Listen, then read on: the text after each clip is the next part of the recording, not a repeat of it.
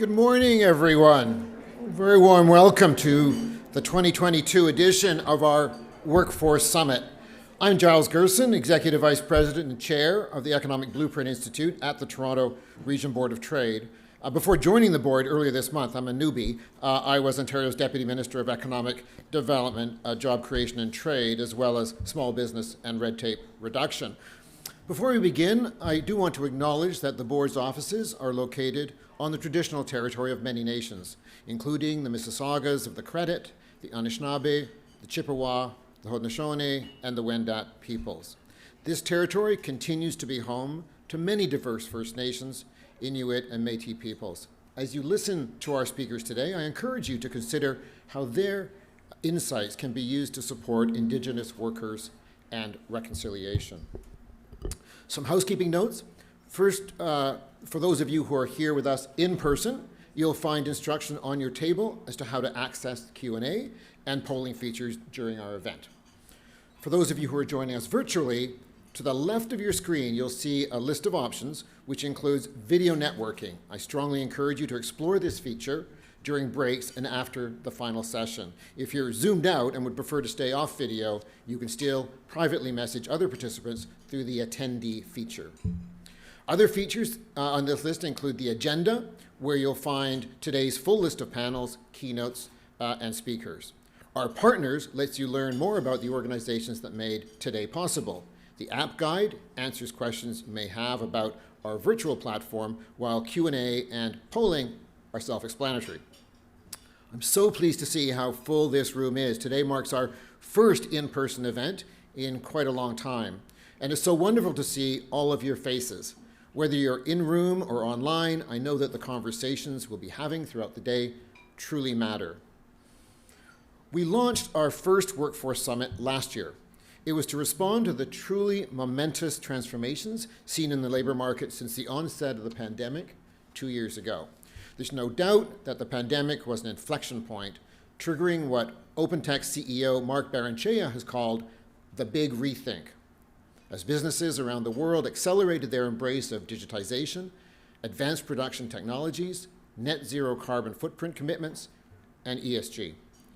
Worker expectations, as well as worker-employee relations, have fundamentally changed, perhaps irrevocably. If we want to thrive as an economic region, we need to adapt accordingly, and that needs to be a collective process. I'm sure after 2 long years, most of us would like to banish the word pandemic forever. But the fact is, although Canada may finally be exiting this 2-year ordeal, notwithstanding the worrying rise of the new Omicron subvariant, but Vivek Goel here tells me not to worry, so I'm pleased to hear that, there will be no return to the pre-pandemic normal. The world has shifted. Not a bad thing, it's progress. And it's an opportunity for us to reset. If employers want higher performing workplaces, they'll need to be more intentional about how they treat their employees. Disruption ushers in an opportunity for fresh perspectives and ideas. Let's use them to reassess how businesses can meet their growing and increasingly diverse talent needs. The theme for today's event is closing the talent gap. We look to our workplaces, and across the board, we see widening talent shortages. In some sectors, these shortages are long-standing and chronic. In others, quite new or just emerging. But each gap is an invitation for us to do better. We can think about, for example, the burgeoning technology sector here in this province, manufacturing, financial and business services, all of which are significant players in our region. So it's certainly no time for complacency. We need solutions that are practical and implementable. We've dedicated our morning sessions to 2 issues that can be tackled by individual employers. The first is supports for workers that maximize their well-being in the workplace. And the second is gender equity. Both are now crucial to closing the skills gap and to workplace performance.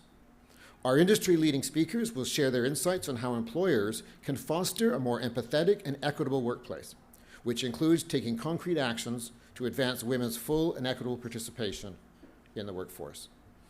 Our afternoon sessions will focus on issues that require broader, more institutional solutions. Among other things, we'll be discussing how our world-class post-secondary institutions can strengthen talent pipelines, as well as how immigration and housing policies could strengthen international talent attraction.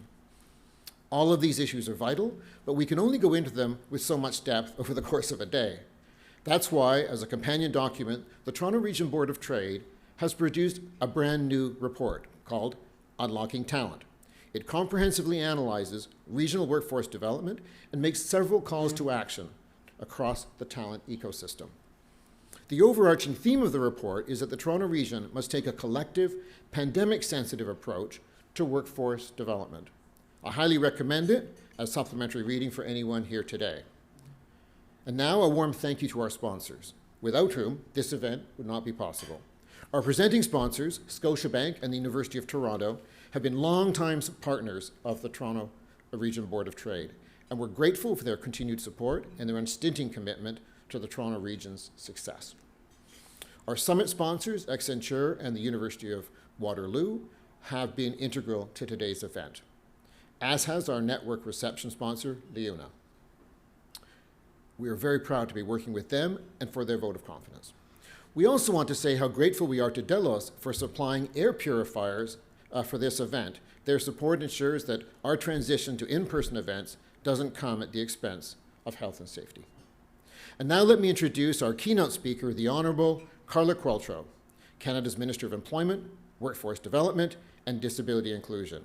Minister Qualtrough was first elected in 2015 and has served as minister in this portfolio since 2019. She is a successful lawyer, a dedicated volunteer, and a Paralympic swimmer. In addition to her many professional accomplishments, Minister Qualtrough is well known for her tireless commitment to addressing inequality and championing diversity. Minister Qualtrough will be joining us virtually today. Please join me in giving her a very warm round of applause.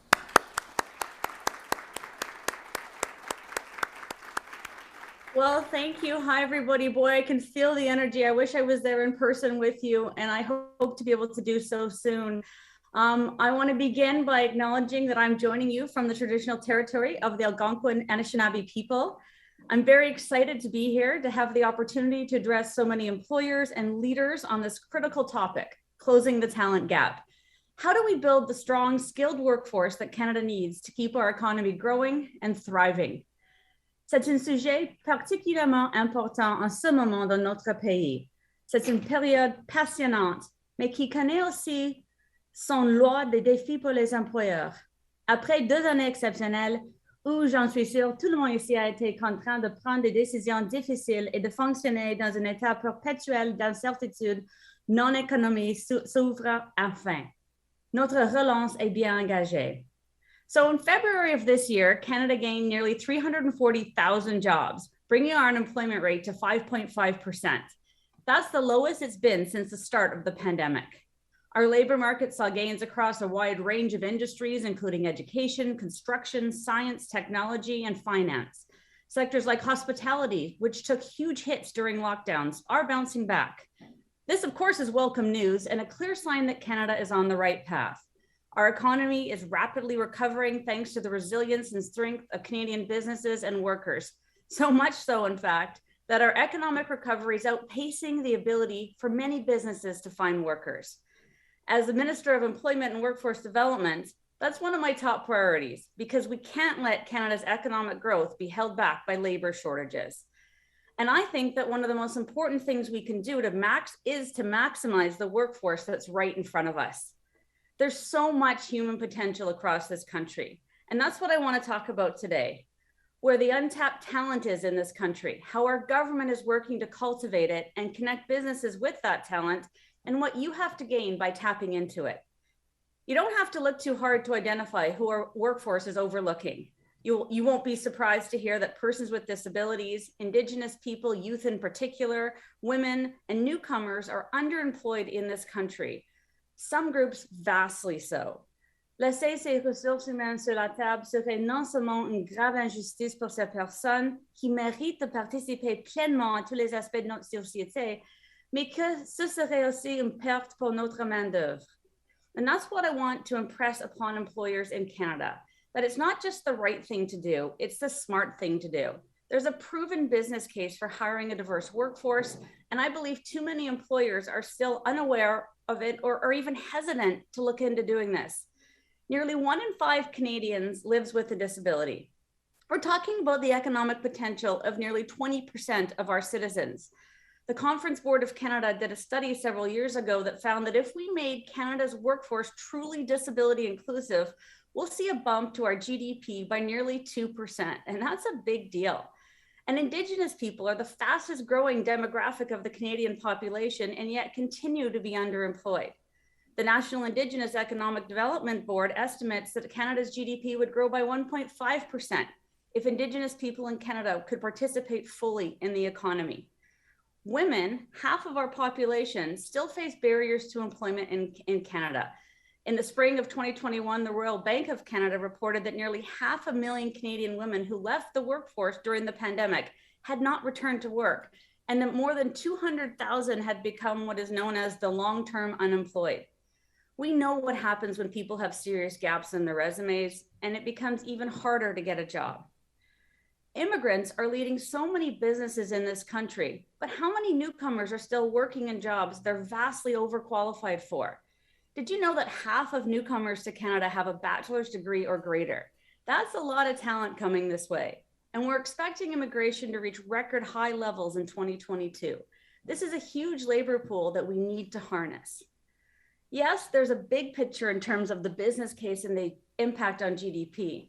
But to see why we should maximize our existing workforce, we just have to look at what happens when a single workplace diversifies. I'll use myself as an example. I'm proof of that. There's never been someone like me in cabinet, someone with a significant visual impairment. And my workplace, which is being on the board of directors of the country, had to really adapt significantly to include me. And that's okay. Because if we're as a government, if we're serious about responding to the needs of people with disabilities, that is the needs of 1 in 5 Canadians, we need to know what those needs are. And there's no substitute for lived experience. I do have to do a shout out to my boss, the Prime Minister, because he made it very clear from the very beginning that I was a participating member in his cabinet. And if I couldn't participate fully, we weren't going to have those discussions. It's no different in the private sector. When your workforce reflects the people you serve, your service will be stronger. And if your business looks like Canada, Canada is going to respond. And that's where our government and my team comes in. As Canada's Minister of Employment and Workforce Development, I'm overseeing a strategy to maximize our existing workforce, the untapped talent across Canada, to help employers find the talent you need to succeed. We're going to achieve this by identifying that untapped human potential and understanding the specific barriers that are holding these individuals back from joining our workforce. Then, through targeted programs and policies, we're removing these barriers to build a more inclusive workforce. And as we know, when things become inclusive, they diversify. First, as part of a broader disability inclusion action plan, we're in the process of developing an employment strategy for Canadians with disabilities that will help connect potential workers with employers and assist employers in creating inclusive and accessible workplaces. And this is not about getting workplaces to put in place temporary measures to accommodate a single individual. It's about permanently removing the physical, financial, and social barriers to employment that persist in Canada. It will also make sure that persons with disabilities are able to develop skills and have access to supports to find jobs, advance in their careers, and set up businesses as entrepreneurs. In the spirit of nothing without us, all of this work is being done in partnership with the disability community. Persons with disabilities know best what we need and the challenges we face. Next, we're working hard to help boost Indigenous employment in Canada. I recently launched a call for proposals for the Skills and Partnership Fund for organizations that will provide training for Indigenous persons in key sectors that were deemed priorities by Indigenous communities in Canada. This is a long-standing Indigenous labor market program that supports partnerships between Indigenous organizations and employers in order to provide targeted, culturally relevant training to increase Indigenous participation in the workforce. To help more women enter and stay in the workforce, we need to address the losses we saw throughout the pandemic, but also the long-standing issues women faced before the pandemic even began. I actually think the pandemic has given us the opportunity and permission to do things differently. And that's why we're making large investments in flexible training opportunities, such as online programs, so that women can access skills development in a more flexible environment. We can also build on this work by helping Indigenous women and other access opportunities that they never even considered. For example, with over 700,000 skilled trade workers retiring in the next few years, it's critical we make Canadians aware of the skilled trades as a career choice, a first career choice, and we help them take advantage of the exciting, well-paying opportunities the trades present. We're not just breaking down barriers for employment for women, we're actively trying to engage them on career opportunities where we know there's a high demand, like the skilled trades that are maybe not on their radar. And we can't talk about growing our workforce without addressing childcare. Congratulations about yesterday, by the way. Childcare is key to advancing gender equity, given the responsibility of caring for children falls disproportionately to women, which is impacting our ability to participate in paid work or go to school. As many of you know, yesterday we signed an agreement for affordable childcare with Ontario. This means all provinces and territories are now signed on to our childcare program, fulfilling our promise to Canadians. Non seulement cela donnera à tous les enfants, y compris ceux qui ont un handicap ou qui ont besoin d'un soutien particulier ou individualisé, le meilleur départ possible dans la vie, mais ces investissements dans les services de garde permettront aussi d'accroître la participation des femmes au marché du travail. C'est une excellente nouvelle pour les familles, mais aussi pour notre main-d'œuvre. Il s'agit d'investissements et de politiques à grande échelle qui feront croître notre main-d'œuvre pour les années à venir, mais il existe aussi des moyens modestes et importants de réduire les obstacles à la main-d'œuvre. I just recently announced a number of successful projects under the Foreign Credential Recognition Program that will help internationally educated newcomers translate their credentials more easily into our domestic systems so they can get to work in the jobs they're already qualified for with expertise. Finally, we have to keep thinking about the workforce of the future and investing in it today. Making education accessible and affordable is key. To that end, our government has committed to permanently eliminating federal interest on Canada student loans. We're also looking to increase debt forgiveness for doctors, nurses, and nurse practitioners who work in rural and remote areas. These are concrete things our government is doing to maximize the existing workforce potential in Canada. However, closing the talent gap, it is in all of our hands. It requires conscious efforts from all fronts, and it demands that we are all constantly adapting and shifting our thinking to the needs and resources of the day. The pandemic showed us all that. It pushed all employers, governments, corporations, small businesses to really rethink what is possible. It forced us to ask, are we doing things a certain way because we have to, or because that's simply how they've always been done? And can we do things differently to maximize the potential of our workforce and to attract more talent? For many employers, it showed us that we could work from home and still come up with solutions to the toughest problems. While this has a certain degree of professional freedom with amazing results, the pandemic has shown us that if people have more flexibility, they can do bigger, better things at work. I don't know if there's a better example of that than in my own department. At ESDC, our team designed, built, launched, and rolled out so many programs at a pace that I still marvel at. From the CERB to the business supports to the caregiving and sickness benefits, this team defied what was possible in government work. And they did it all while suddenly working remotely for the first time. So we need to keep thinking how we can do things differently to do things better.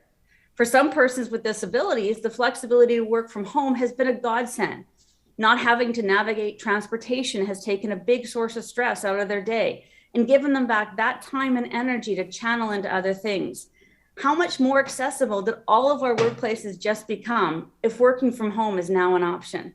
For Indigenous peoples working in northern or remote communities, working from home can open up so many possibilities. Imagine what it can mean for a young person who can work from home, rooted in their community and culture, while having access to employment opportunities across Canada. Gleaning insights from these lessons learned and then being able to apply them to workforce development takes leadership. And I'd like to conclude with a reflection on that. My time as an athlete and later as a volunteer and leader in the Paralympic movement has had a strong impact on how I see the world. It taught me that we could design systems that were inclusive from the beginning. And I also learned that there's power at being at the table. And this is not just about creating jobs. It's about making sure that everyone can come to the table, that everyone is provided with a pathway to success in their careers, even to positions of top leadership. It's making sure that Canada's workforce looks like Canada. And that's my call to action to you. How can you challenge yourselves to hire more people from highly skilled but untapped labor pools? How can you give people opportunities to upskill? How can you provide more flexibility on the job? How can you show leadership? Your answers and actions will help determine Canada's economic recovery and success. Nous ne pouvons pas rester passifs dans ce domaine. Notre main-d'œuvre ne deviendra pas naturellement la main-d'œuvre forte, compétente et inclusive que nous avons besoin dès que nous en aurons besoin. Il faudra à la fois un effort conscient et un leadership palpable. Thank you for the opportunity to speak today, and thank you for your partnership in helping us build the strong, skilled workforce that Canada needs. Thanks, everyone.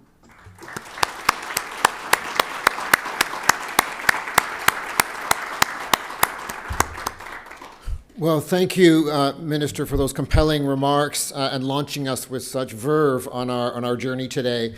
The Minister outlined some important initiatives to cultivate really the large pool of untapped talent, as she mentioned, that exist in the region and in the province and the country, removing barriers to faced by the underemployed, such as persons with disabilities, women, Indigenous, newcomers. We've got lots of talent that we're not using, and that was, I think, the main thrust. And as the Minister noted, the Ontario Federal Childcare announcement yesterday should go some way to alleviating the issues that she raised. Now, in my opening comments a few minutes ago, I mentioned our new report, the Toronto Region Board of Trade new report, Unlocking Talent. And I want to just say just a few more words about the report, and just because in many ways it does set the table for today's discussion. The first thing I think worth emphasizing is that when it comes to workforce development, single stakeholder solutions just won't do the job. The labor market-wide challenges we face today simply can't be siloed, and so our solutions can't be siloed either. We will need collaborative approaches that bring together groups of stakeholders. The skills gap is just a prime example. Employer-led skills development programs are the gold standard when it comes to workforce development. That's because employers tend to have the clearest understanding of the skills they need their workers to have going forward, as well as what skills their employees already have. However, it's very often the case that small and even medium-sized employers simply don't have the capacity to provide the training. That's typically left to post-secondary institutions. But what happens when post-secondary institutions are disconnected from employers? Well, they run the risk of providing training that is divorced from employer realities in today's hyper-competitive global market. And that's why skills training initiatives must integrate industry and post-secondary perspectives. Neither side can tackle the problem alone. However, it's also true that when technology is advancing very rapidly as it is today, SMEs often just don't have the HR depth to map their current and future needs. These SMEs need to find ways to leverage the reservoirs of knowledge that already exist among their staff, leadership, and most important, sector networks. That's why the board recommends the establishment of a sector-specific partnership and collaboration to support SME strategic HR capacity building. We're seeing this, for example, today in the auto industry, which is desperately short of skilled workers. And they've come together in a way to try to create training where large employers are providing the training programs for small employers that feed into them, that just don't have the capacity. So you're using all programs that have already been tried and tested to upskill workforce and to onboard new employees. These partnerships are akin to what 20 years ago were called sector councils, a program that was launched by the federal government in the 1990s with some success, but which ultimately died out due to lack of funding. Within this web, no individual player has all the answers. It's impossible for them to have those. Hence, that's why it's crucial to bring large and small businesses, employees associations, and post-secondary institutions together to pool their knowledge and develop complex solutions that are informed by and sensitive to stakeholder needs. That's where the Toronto Region Board of Trade comes in. All of these pieces exist as a big jigsaw. The policy landscape is highly fragmented, and so we've tried to synthesize all these pieces in our report. Our recommendations were formulated in response to a robust multi-stakeholder consultation process, and we pulled these pieces together because the situation is becoming so dire. Many of these issues certainly existed before the pandemic hit, but they've become much more acute over the past 2 years. As one example, one of Toronto's largest manufacturers, well known probably to all of you in this room, is now operating below its Ontario plants below their minimum level of employment. This is unsustainable. This chronic shortage of skilled labor has emerged as one of the biggest threats to business growth and investment in our region. The skilled trades is one big example of this. It's ground zero, perhaps, in this battle for talent. Because high-performing workers need a supportive environment, our report goes into some detail about the need for wraparound supports that shepherd talent from the classroom to the workforce, and in addition to that, for employee retention and growth. If you're a high schooler, for example, and you want to become a doctor, we all know this, most likely your guidance counselor can tell you what pathways could take you to that goal. But what if you want to work as a well-paid technician in HVAC or a heavy machinery operator, or in that increasingly technology-infused building trades or advanced manufacturing? Much less guidance is available. We know that youth abandon pursuit of these skilled trades simply because they don't know what pathway takes them to that goal. Or they drop out because they are unsupported through their apprenticeships and don't know how to find placements. The government recognizes that the current path of apprenticeship is convoluted and not conducive to supplying Ontario with the talent it needs. The good news is help is on the way, and we'll be hearing more about that, I think, later in the day. But it's a heavy lift. As comprehensive as unlocking talent our report is, it couldn't cover everything. For example, when analyzing the talent pipeline, we focused on immigrants and youth, because that's where the biggest opportunities to improve our performance lie, where our stakeholder-led process took us. However, we must acknowledge pipeline issues with other marginalized groups, such as BIPOC workers, who require their own tailored solutions. We want to stress that these groups matter hugely, and we plan to address these challenges in future workforce development initiatives. Finally, we recognize that workforce development is a robust policy space that thankfully many organizations are homing in on. We don't believe that it's useful to duplicate efforts, which is why much of our report spotlights and amplifies key existing initiatives that we need to double down on. What does all this look like in practice? It's one thing to think about workforce development at a high level. It's another to operationalize. That's where the rubber hits the road. To illustrate an implementation pathway in a unique workforce and talent ecosystem, the Board of Trade's Economic Blueprint Institute partnered with the Greater Toronto Airport Authority to develop a workplace strategy and playbook for the Toronto Pearson International Airport. We launched that report just yesterday, and you'll see the strategy as well as EBI's findings featured on videos throughout the day. Toronto Pearson Airport is a unique place with over 50,000 workers and 400 employers who collectively ensure that our region remains one of the most globally connected in the world. The airport's massive scale creates unique workforce development challenges, which our report comprehensively addresses with a series of recommendations. There's lots of crosswalks between our two reports. I strongly encourage you to read the report to see how theory can turn into action. I'd now like to give the podium to our next speaker, Barb Mason, who will be providing some additional remarks. Barb is the Group Head and Chief Human Resources Officer of Scotiabank. In 2010, in recognition of her professional excellence, Barb was inducted into Canada's Most Powerful Women, Top 100 Hall of Fame by the Women's Executive Network. Please join me in giving Barb a very warm round of applause.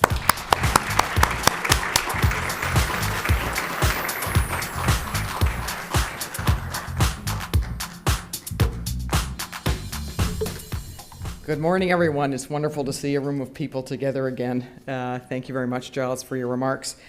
Scotiabank is very pleased to be the presenting sponsor of the Workforce Summit 2.0 today, given our long-standing relationship with the Toronto Region Board of Trade, one of the largest and most influential chambers of commerce in North America. It's never been more vital to ensure that we can compete on a global scale to ensure future prosperity and understand what organizations need to do here in Canada to win. We are living in unprecedented times, the outcome of a unique set of circumstances, the intersection of COVID-19, digital transformation at a rapid speed, the increasing cost of living, and ongoing labor shortages have all created a perfect storm that is reshaping the talent marketplace for many organizations. COVID has changed how we live and work, and has had a profound impact on employee experience. Many employees have taken the opportunity to reassess their jobs, their values, their situations. They want flexibility, fulfillment, meaning, and alignment with their values. For some, a remote work environment has enabled a better work-life balance and reshaped their expectations about how, where, and why they work.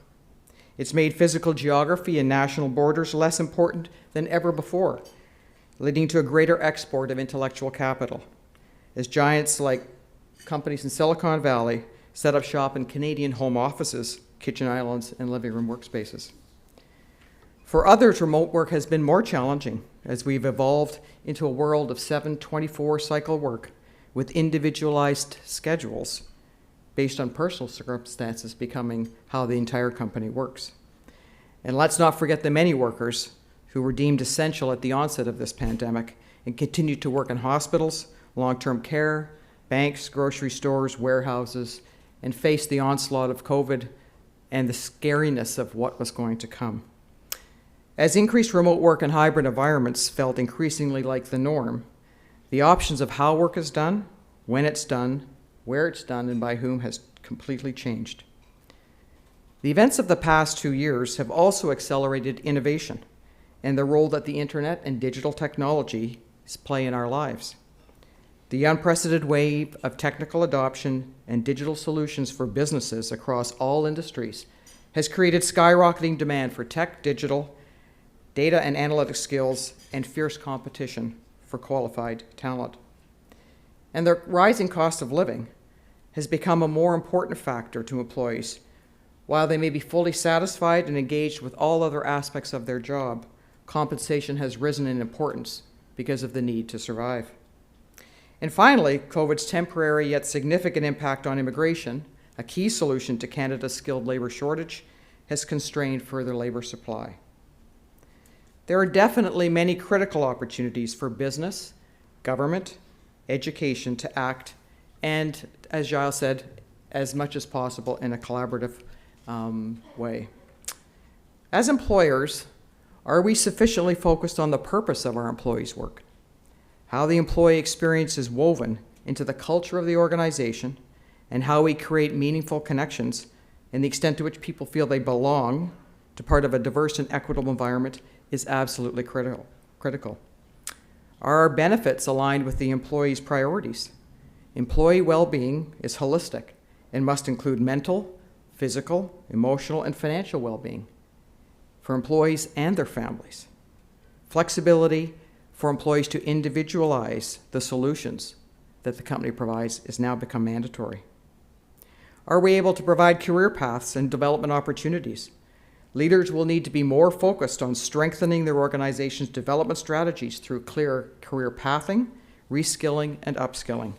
And for remote workers, what options are we able to consider? And clearly, compensation needs to be competitive.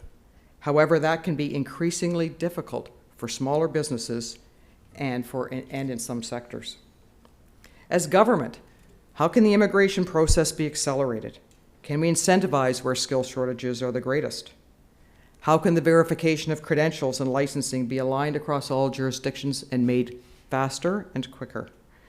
Do we need to reassess tax implications for employers and employees who want to work remotely or abroad? Do they reflect our current labor reality? As educators, is there an opportunity for our universities, colleges, and virtual providers to better match curriculum and capacity to skill gaps and shortages? Should we better incentivize international students to remain in Canada to work upon completion of their studies? How can the move to remote learning for COVID that our universities and schools did, can it be continued to support education in non-urban areas and less expensive areas of this country? These are just but a few considerations for discussion, and given the complexity of the issues, there are no quick solutions, but a number have been identified in the Unlocking Talent report by the Board of Trade, and there's many conversations happening across industries and between industries around this incredible challenge for all of us. As Scotiabank, as a Canadian and global employer, we continue to invest heavily in our employees.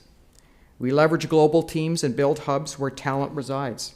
We have hubs in Toronto, Ottawa, Vancouver, Bogota, the Dominican Republic, Mexico City, and Lima, Peru. These provide a mix of tech, digital, and operation skills talent that support the bank globally, and they have the fun of building global solutions. We continue to operate in a hybrid work environment that's filled with flexibility and options in how and where employees choose to work based on the activities that they're performing each day. We continue to over-index on employee well-being, physical, mental, emotional, and financial, and have been the leaders in providing new solutions for our employees, most recently our parental leave and our mental health benefits. We build career paths within business divisions and increasingly across the organization. We've never had a more diverse workforce and a more inclusive work environment, as told to us by our employees and by what our data represents. And in fact, on a gender basis, now over 42% of our women, our executive positions, VP and above, are held by women. We've launched an internal side gigs platform to support real work learning, to help employees develop new skills real time and explore new opportunities. And we have a number of partnerships that we are working with, whether they be universities or educators, in terms of reskilling our employees, learning how to build skills internally inside the organization, and increasingly, our philanthropic efforts and our social investment efforts are going towards how do we help unrepresented groups in Canada build their skills more quickly. But like you, we have lots of opportunities and face the challenges that I've described. And we're a large employer. We have the resources. There are many in this room who work for smaller companies, and so when we talk about those partnerships and how can we share things, I think that that's a very worthwhile investment of all of our time. For all of us, these new challenges will present us with new opportunities. They always do. Complete faith in human nature and humankind, and we will figure out how to do this better.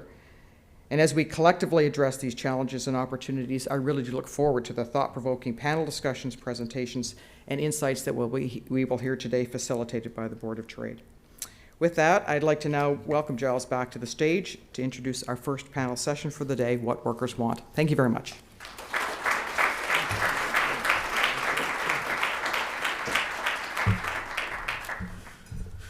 Well, thank you so much, Barb, for those insightful remarks, really about the complex workforce challenges faced by employers in today's post-COVID environment. And it really is a complicated landscape that's emerged, I think, over the past number of years. And you itemized, I think, a number of the challenges and opportunities that are faced by employers.